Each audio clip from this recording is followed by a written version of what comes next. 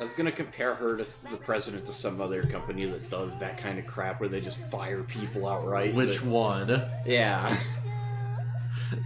I should only company personally as its CEO. What comes to mind in most recent memory is there's a restaurant chain called Curry House that got shut down. And the people who owned that chain just kind of shut it down out of nowhere, not telling anybody who worked there until like the day of. And apparently they have a track record of doing this. Oh boy. Yeah. Like, what place my mom immediately jumps to is like, oh hey, remember the animators of like the Sonic movie fixed the film and saved everything. And made it the best grossing film, like, video game movie ever. Oh, and no. then that animation studio got shut down. Oh, no! Did you not hear about that? No, that's awful. It's so bad. The people who saved the movie graphically. The people who saved Sonic from being a train wreck. I mean... Okay, so... I know the old design was ugly, and that would have been a blemish on it, but I don't think the story would have changed between the versions. Like, from the reviews I've been hearing, people are very specifically saying no, like, you need to emotionally connect with Sonic for this to work. Oh, okay. Like, if they had the old design, that would have, like, killed the film. Okay. There's, like, the old design would have ruined those moments. Yeah, because you're looking at the horrific thing that's supposed to be Sonic, and it's just like, ugh. Yeah, just the result of, like, just corporate interference. It's like I'd like to hope that it's like, you know, like the story and stuff would save things, but like, yeah, visuals killed the Thing remake, or the Thing, like, reboot or whatever. Yeah. CGI studios are getting screwed over by directors, CGI artists. CGI artists are actually underpaid and overworked despite being the backbone of movies lately. Yeah, I'd believe it. Yeah. It's one of those jobs, it's one of those really thankless jobs where, like voice acting, where it's like, oh, you're a voice actor, you're not a real actor. But yeah. Voice acting takes a lot of talent to do it good. It's like the people behind the scenes that make things work, they're like just super vital, but they're not the immediate face of the product, so like people don't care as much. Yeah. Man, like, did you hear about like the Thing reboot? No. Where it's like, yeah, they rebooted the Thing, and the team was like, okay, we're gonna like do this all practical effect, and we're gonna like, you know. Oh, yeah. Yeah, there's like, yeah, it's just all practical effects. We're gonna like stay true to the original and like, you know, tell the story of like the first team and stuff. And we're gonna like, you know, like shoot on like older cameras and all this stuff to make it feel authentic. And they're very specific, like, you know, we want this to feel like, you know, you could have like walked out of the last movie and then like seen this one like a year later, realistically. And like they, you know, they're like, there's only one thing we want to use CGI for, and that would be to add more tentacles to the monsters. And like, you know, they focus tested it, and for some reason the focus test came back as like, hey, why are like they not using CGI? Why are these practical effect puppets? So they like, without the director or like anyone's permissions, the studio CG'd over like every single practical effect. Ugh. And made them look awful. And people are like, oh hey, like this is a crap movie because the monster looks terrible and it ruins it. Focus testing is a mistake. Like, I know you gotta get feedback on stuff, but yeah. I don't know. They should have... Like, from the sounds of it, the people watching it weren't fans of the original Thing or something. Yeah, like, they just look down there, it's like, oh hey, what is this? I don't get it. This is kind of like, Like, what really irritates me is like, oh yeah, the practical effects were done, like, the movie was in, like, the final stages of production. And then they just retroactively ruined it. We paid money to make the film worse on purpose. Yeah. Cookie says movies are going to tank if they don't change the way they do things. Yeah. Yeah. Well, unless you're Disney. Then you're gonna live-action remake everything, and people will go see it anyways. Man, I'm so looking forward to your movie sucks, like, review of, like, the new Lion King. Because they're working on that. You know what actually makes me upset? What? Supposedly, I think it's just a rumor, but supposedly Disney's gonna do a live-action remake of The Nightmare Before Christmas. You know, the movie that's full stop motion. I thought you were gonna talk about, like, the Kimba controversy, and then I thought you were gonna go to, like, Mulan. I mean, the Mulan thing sounds awful, too. Dude, like, apparently they're removing, like, you know, the general, like, Shang Li. Yeah, they're removing Shang, there's no songs. Yeah, and their reason is because it's like, oh yeah, following the Me Too movement, it would be weird to have, like, a romance with, like, you know, someone who's, like, your general superior officer or whatever. And it's like, no, but, like, they're not, like, a romantic thing until the end, though. It's stupid. Just cut out the romance aspect. Yeah, it doesn't even have to be romantically involved, because, that doesn't happen to the final scene of the movie. Yeah. Oh, man. But, no, it's, I'm sure people are tired of hearing, like, oh, SJW conspiracy theories, but that's literally what this is. Yeah. Social justice movement is like, no. That would be problematic. We can't have that. Yeah, that's one of those ones where it's like, oh yeah, that's pretty questionable. I don't know if you had to do that. That's kind of dumb, actually. Yeah. Also, Mushu's not in it. Yeah, Mushu's gonna get replaced with like a phoenix or something. Okay. And it's like, what? Why? The whole point of Mushu is that he's not an impressive creature. Yeah. That's the entire point. Disney's a mafia anyways, so good luck stopping them. Yeah. Yeah. Like I said, people would go watch it anyways. I will say, I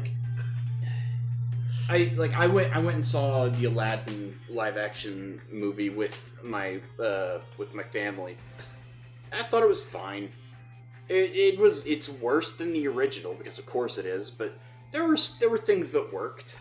Yeah. And then there's stuff like Jasmine having a scene, I've talked about this before, where Jasmine activates her stand power and realizes she controls the world. Yeah, she like freezes time and has a musical number and like touches the dudes holding her captive, and they like explode into sand or something. Yeah, she has a musical number where she activates Bites the Dust. Yeah. Where she's like, you won't hold me captive anymore. And then it cuts back to reality where they're holding her captive. Yeah. They cut out the scene where Jafar turns into a snake, and that would have been cool to see. Yeah. But I do like that instead of that, Jafar turns Iago into a giant monster parrot, and there's a big chase scene on the carpet. So I was gonna like try and link this back to the Kimba thing, but no, it's like, you've probably never heard of this, I imagine. But there's like a small production, like parody musical called Twisted. And it's about how Jafar was a good guy all along. Oh, that's stupid. And there's like, you just walk around, it's just like, no, but please, I'm trying my best. And there's like, if you think you can, like, if you want to try your best, then why aren't you fixing the socio-political economic situation, Jafar? Fucking asshole. Oh, I love it so much. As far as the movie goes, I do like something that they do with Jafar, and it's that it's not making him sympathetic, or at least I don't think it does, but Jafar Jafar tells Aladdin his past, and he's like, yeah, I came from a bad childhood too, and I had to steal to survive and everything, and it's like, okay, that wasn't really needed. But then you think about it, and it's like, well, of course, that's how Jafar is able to outsmart Aladdin in certain yeah, because he has cases. that street smarts. Yeah, Jafar's not, Jafar's smarter than you give him credit for. Yeah. Also, Will Smith does a fine genie. Even though he looks kind of terrifying. It's no Robin Williams, but he's good. Yeah. Yo, and I might as well, like, so there's the whole thing, it's like, oh yeah, Disney ripped off Kimba. Yeah. Turns out that's not true at all. Really? Yeah, because there's videos that's like, they cherry pick information, right? Uh-huh. And there's like, oh hey, look, there's a warthog in this show that takes place in Africa. And they try and like, they don't directly like say it, but they heavily imply it's like, oh look, this is their Pumbaa, and like, oh, they have a bird, and this is like, their Zazu. And you watch the show, like, the bird's like those hot-tempered, like, finest dude ever. And he's just constantly just fists up in the air. It's like, no, I'm gonna, like, beat that dude up. And he just gets into crap over it all the time.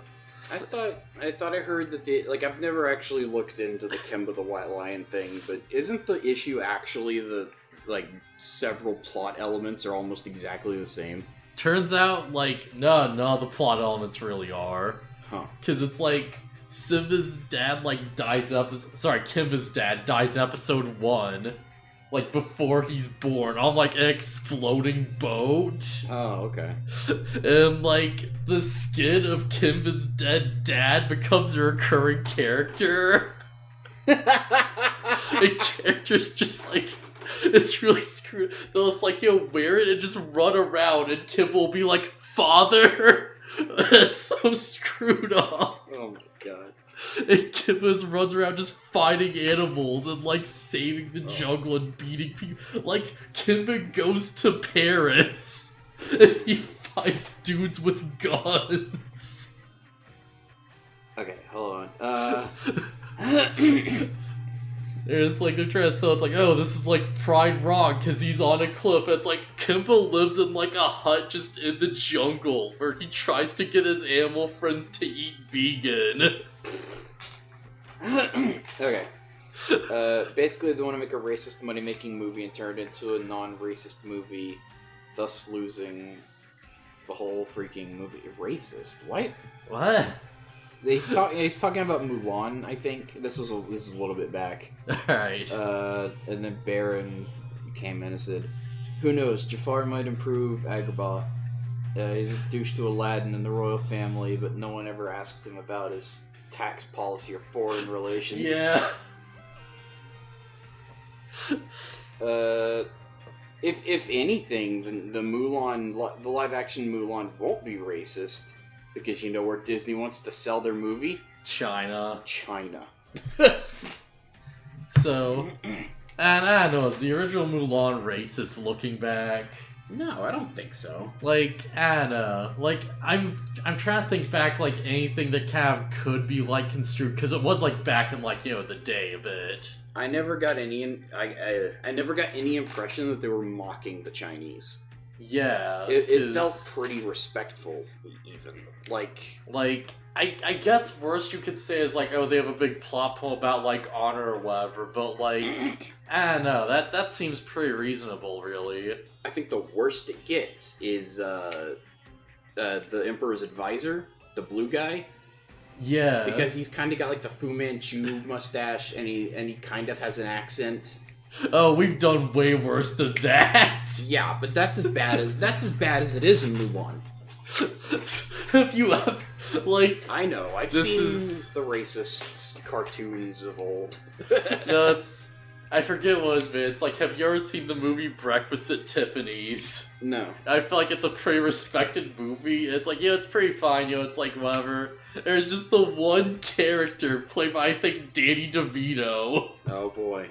Where it's just like, every time he's on screen, he's like the angriest, like, most buck-toothed, like, samurai sword-wielding Japanese man ever. Yeah. Who's just like, he takes baths in, like, boiling water. And he's like constantly shouting in like accent, and it's like, holy shit, this would not fly today.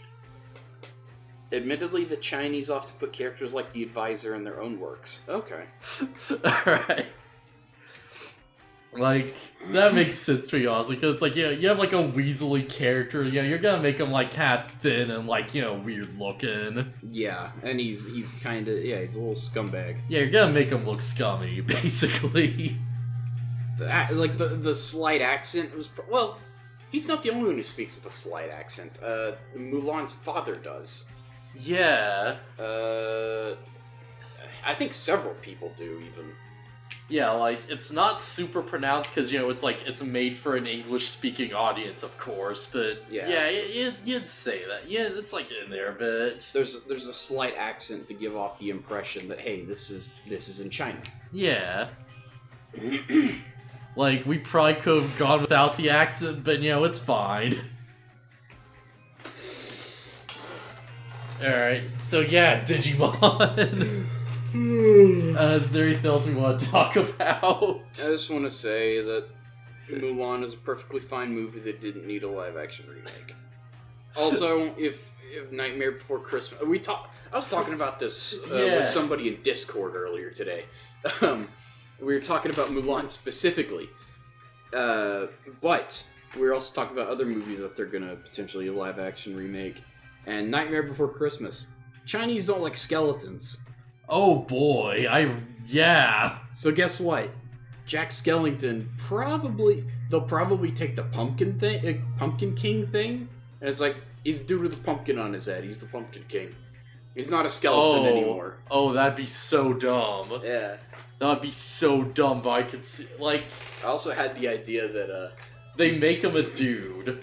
Well, yeah, it's live action, so there's all gonna be people. And probably all the cool architecture and the monster designs will just be gone. He's going to just be a dude done up like Beetlejuice. Yeah, and that's kind of what we were saying is, Tim Burton's gonna remake Nightmare Before Christmas with Johnny Depp as Jack Skellington. It's gonna be Darkest Shadows. Yeah. Oh my gosh. That's exactly what it is. Think McDonald's will bring the sauce back. After the Rick and Morty bullcrap? Didn't they actually bring it back? Yeah, they brought it back for a while, but like... Did they just eventually be like, this is... nah. I wouldn't want to bring back something that'll make idiots jump onto counters and scream and writhe on the... That's the initial impression, but like after that, it calmed down a lot. Yeah, and that was scripted, actually. Yeah. But pretending to be retarded is still retarded. Like, the guy who, like, jumped up on the counter is, like, Pickle Rick. Yeah. Like, he totally, like, did that for... And that's why his friend was just filming it. Yeah. Yeah, that was all scripted, but still, congrats, you looked like an idiot online, and I just believe, like, it was acting, but he was making a fool of himself in public, and you're stupid. Oh, man. Like... I'm pretty sure what happened is, like, they brought back the sauce, and, like, sales just, people weren't, like, really buying it, and they're just like, alright, well, enough about that, I guess. Yeah, because the memes died down. Yeah, it's only good as long as the meme is fresh. Yeah. Also, aside from that dude just making a fool of himself in public, those poor people working at McDonald's do not get paid enough to deal with people like him. Yeah, they don't get paid enough, period. Yeah. Like, anyways. Yeah, but, I mean, especially, it's like, they don't get paid enough to deal with stupid people. Like, it's not their job description to deal with Pickle Rick. Yeah. No one's prepared for that crap. God, didn't he, like, Naruto run out the door? Yeah, he did. Oh my god. Ugh. He did it so hard. Like, that's the point where it's like, I believed it for, like, a bit. And I was like, oh, hey, I learned that it was fake. And it's like, okay, that makes perfect sense. Yeah. Because you look back and it's like, alright, yeah, this guy's memeing to the max. Like, this is so intentional. Yeah. That was extremely cringe. But to set it apart, like, the Area 51 thing also had, like, a stupid Naruto running thing. Yeah. But that was funny, because that was, like, built up as, like, part of the meme. Yeah, because, like, it's yeah. it's hugely different when like people are like prepared for it, right? Yeah. And then you see the dude doing the Naruto run behind the newscaster, and it's hilarious. Yeah. Because someone actually had the balls to do that. Like, did they sound like a security agent to, like, check on the border or whatever? People are chanting clap them cheeks. Yeah. We meet the, like, Area 51 doggo. Yeah. I'm glad, like, did anybody get arrested or anything? I think there's like 2 people who like, were a bit like too far across the border and were detained. Okay, like... But it's like, like I have like about like 100 couple people there, like that's fine. Yeah, I'm glad that like that ended as well as it did. Area 51 caused like less problems than Pickle Rick did with like the Szechuan sauce. Area 51 caused less problems than Joker. Yeah. I can't Joker caused nothing. Yeah, people were trying so hard to push that they were gonna be like... Area 51 caused more problems than Joker because 2 people were detained. Yeah, that's what I meant. Yeah. I misspoke. Yeah, like, frickin' people were trying to push so hard, and I don't know why. I don't know what this is about Joker nowadays. Because he's anarchy. It's a movie about... So chaos is gonna happen, right? And then people, there's an episode of Game Grumps I watch. I think I talked about this before too, but Aaron is like, oh, I didn't like it because it ends with Joker, and he's like, it ends on like a silly note or whatever. The movie's called Joker. It's the freaking Joker. He's about a comedian. Yeah, it's not like this is a character that we don't know anything about. Joker's been around since God knows how long. We know that that's the kind of character he is. It would be out of character for him to not do something silly and psychotic at the same time. To be completely fair, I'm pretty sure that movie started as like a completely different script and they just like repackaged it a bit. Oh, really? But still, because it's until the very end, it's just like, okay, yeah, here's where the Joker stuff comes in. There's just like very tangible connections to like the Waynes and stuff. Okay. But yeah, that's what I've like basically heard. Apparently that Harley Quinn show on whatever is good. Yeah, like, I think like Renegade Cut was talking good about it. He's like, alright, yeah, there I finally was able to like talk positively about something without like overanalyzing it. Yeah. There's a clip I saw where Joker has Batman like tied up or whatever, like captured. He's like shocking him with a taser or something. And like Scarecrow's just like, why don't we just find out who he is? And rips his mask off. And they find out that it's Bruce Wayne. And Joker's first response is getting mad at Scarecrow because he's like, the mystery was part of the fun. You ruined the surprise. Yeah, you've ruined everything. He kills Scarecrow or whatever. And he's like, alright, Bruce, I put a down payment, or Wayne Tech said we'd have electric cars by now. I put my down payment on it. Where's my car? Oh, that's good. Yeah. There's a clip I saw where it's just like, it's like Harvey and like whatever, like Harley and like Ivy is talking or whatever, and like Bane's just in the background. He's like, hey, you want to see a magic trick? And there's like, alright, fine, whatever. He's like, yeah, pick your card. She's like, alright, this way. He's like, is it the Ace of Spades? She's like, no. He's like, fuck. He's like doing the Bane voice from like having the Dark Knight Returns. Oh no.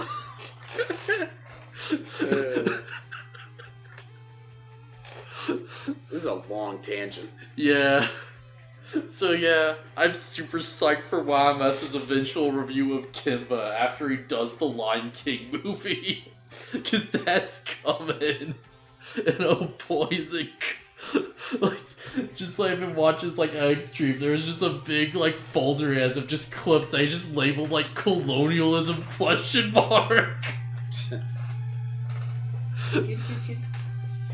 There's just a scene in that show where it's like he tries to save the elephants And the elephants are all like jerks to Kimba, and they won't listen. And he's like, no, but like the poachers are coming and you have to leave. And they're just like, yeah, we'll take care of ourselves. And then all the elephants die. Yeah, and Kimba says, if only the elephants weren't so mean, they would still be around.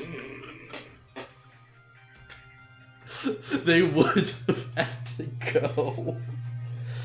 They manages to save like the one good elephant.